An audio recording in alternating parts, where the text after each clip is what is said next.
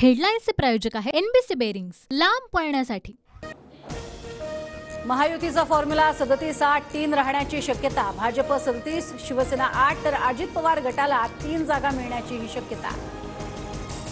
महायुतीमधील जागा वाटपात भाजपचं पारडं जड राहण्याचीही शक्यता। भाजप जवळपास 37 जागा लढणार अशी सूत्रांची माहिती।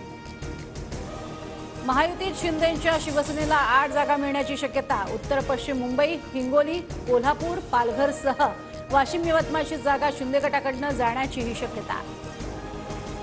राष्ट्रवादी काँग्रेसला 2 किंवा 3 जागा मिळण्याचीही शक्यता। बारामती, रायगड, शिरूरची जागा अजित पवार गटाला मिळण्याचा अंदाज।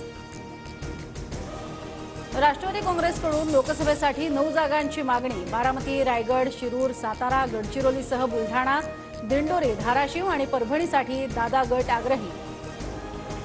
महायुतीमध्ये फॉर्म्युल्याच्या आकड्यापेक्षा विजयाची खात्री असलेल्यांना संधी। जिंकू शकण्याच्या मेरिटवर जागा वाटप होणार, महायुतीच्या बैठकीतली आतली बातमी।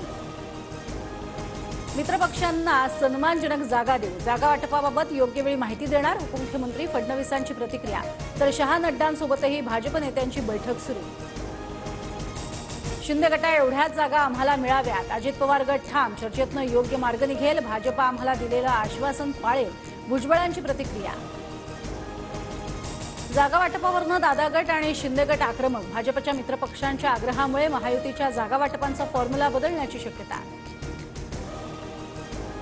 उपमुख्यमंत्री अजित पवार 2 दिवसानंतर दिल्लीत जाणार। प्रफुल्ल पटेल, अजित पवार, अमित शहांना भेटणार।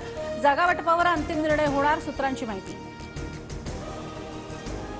ठाकरे गट 20, काँग्रेस 15 तर शरद पवार गटाला 10 जागा, सूत्रांची माहिती। 23-15-10च्या फॉर्म्युल्यावर शिक्कामोर्तब होण्याचा अंदाज।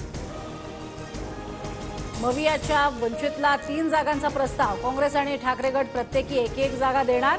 2 जागांसह आणखी 1 जागा वंचितला देण्याची मवियाची तयारी, सूत्रांची माहिती।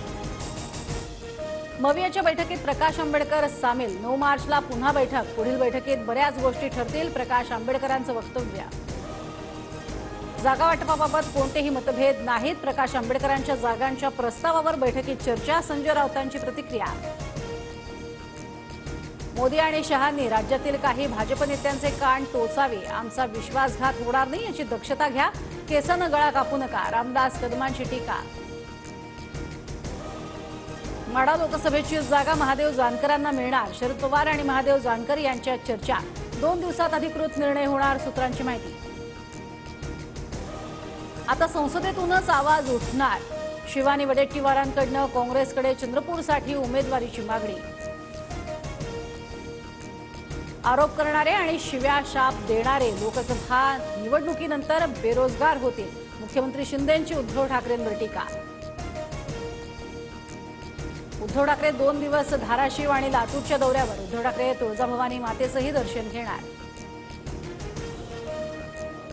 पंतप्रधान नरेंद्र मोदी उद्या जम्मू काश्मीर दौऱ्यावर, विकसित भारत विकसित जम्मू काश्मीर कार्यक्रम, 5000 कोटींच्या विकास कामांचं उद्घाटन होणार।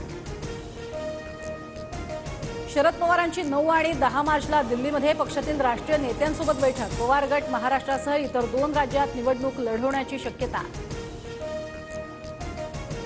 बर्ड फ्लूमुळे नागपुरातील 8500 कोंबड्यांचा मृत्यू, 10 किलोमीटरपर्यंतचा परिसर निगराणी क्षेत्र म्हणून घोषित।